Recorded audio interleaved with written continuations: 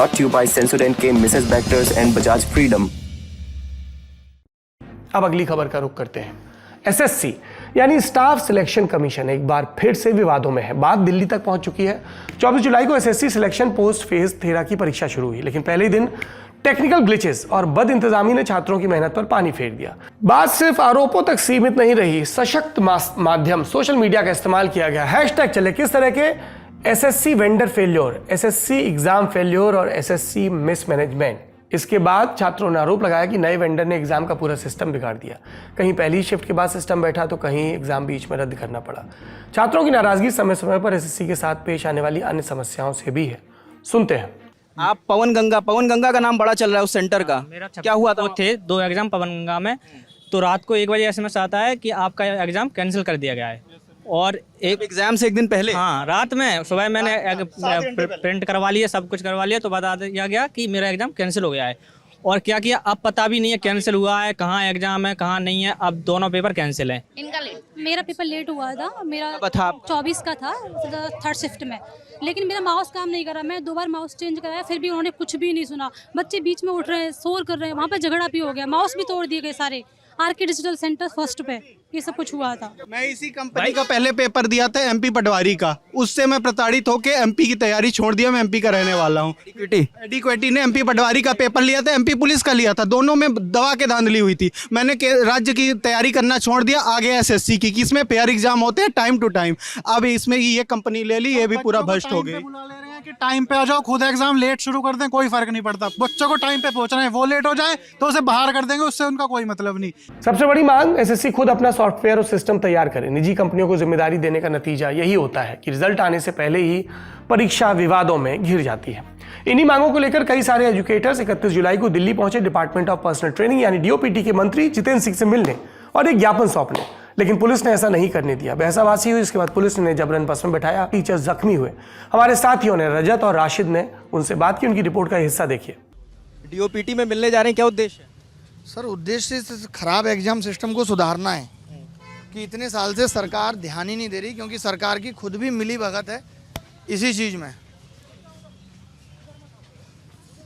ये अलाउ तो कर नहीं रहे जाने को। हम उधर ही खड़े हो।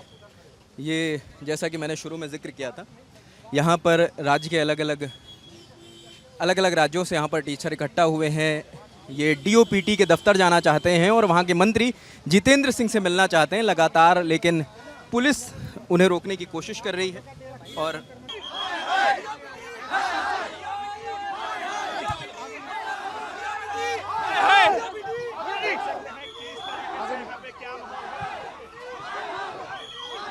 यहाँ पर बस आ गई है, और बस में पुलिस लोगों को भर रही है। यहाँ पर पुलिस ने लोगों को भरना शुरू कर दिया है। ये लोग भाग रहे हैं यहाँ से। पुलिस ने लोगों को भरना, जो भी उनके हाथ में आ रहा है उसे पकड़ के पुलिस अंदर भर रही है। ये दिल्ली पुलिस की नामर्दानगी साबित करती है अपने आप में। बदतमीजी की गई है, बदतमीजी।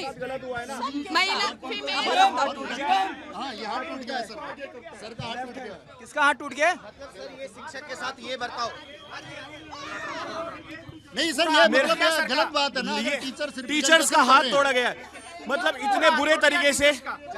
और ये सबसे बड़ी चीज है। अच्छा, एक बात बताओ, गिरफ्तार करके क्या हो जाएगा?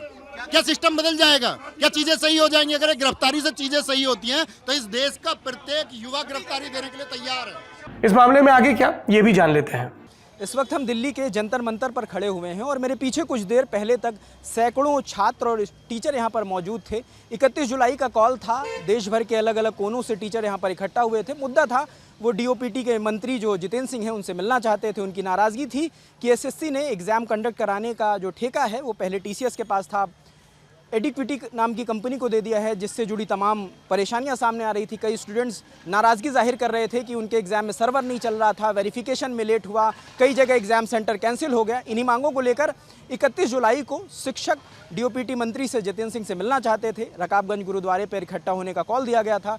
धीरे धीरे इकट्ठा होने लगे तो पुलिस को जब इसकी जानकारी मिली तो पुलिस ने उन्हें वहाँ से हटाने की कोशिश करी। उसकी कुछ देर बाद जब ज़्यादा शिक्षक वहाँ पर मौजूद हुए, उन्होंने डीओपीटी के दफ्तर की तरफ कूच करना शुरू किया। पुलिस ने रोका, झड़प हुई उसके बाद पुलिस ने तमाम शिक्षकों को डिटेन कर लिया।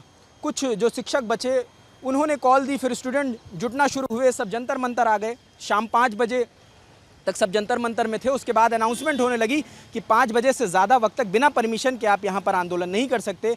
उसके तहत कुछ देर समझाने के बाद छात्र और स्टूडेंट यहाँ से चले गए हैं, इस वादे के साथ कि 2 दिन बाद उनकी मुलाकात जो डीओपीटी के मंत्री हैं जितेंद्र सिंह उनसे होगी और जो शिक्षक हैं वो उनकी मांगों को लेकर उन तक जाएंगे और ये देखना होगा कि 2 दिन के बाद क्या जो बच्चों की या जो स्टूडेंट्स की परेशानियाँ हैं उनका कोई मुकम्मल हल निकलता है या नहीं। हमारे सामने है छात्रों के सवाल, शिकायतें और परेशानियां। उसके अलावा हमारे सामने है आज दिल्ली से आए दृश्य और यहाँ से निकलते हैं 2 सवाल।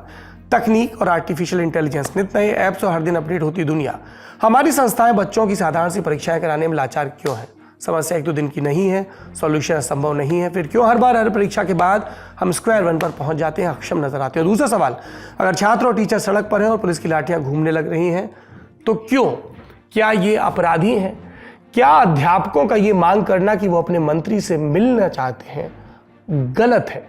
ये कतई गलत नहीं है, ये कतई अलोकतांत्रिक नहीं है। और जो लाठी चला रहे हैं उनको भी ये ध्यान रखना चाहिए कि उन्हें कुछ छात्रों के तौर पर किन्हीं गुरुओं ने पढ़ाया है। आप अपना जो कॉल ऑफ ड्यूटी है उसको पूरा करिए, लेकिन इस बात का ख्याल रखिए कि लाठी की उस तरफ कोई अराजक अपराधी और दंगाई नहीं है।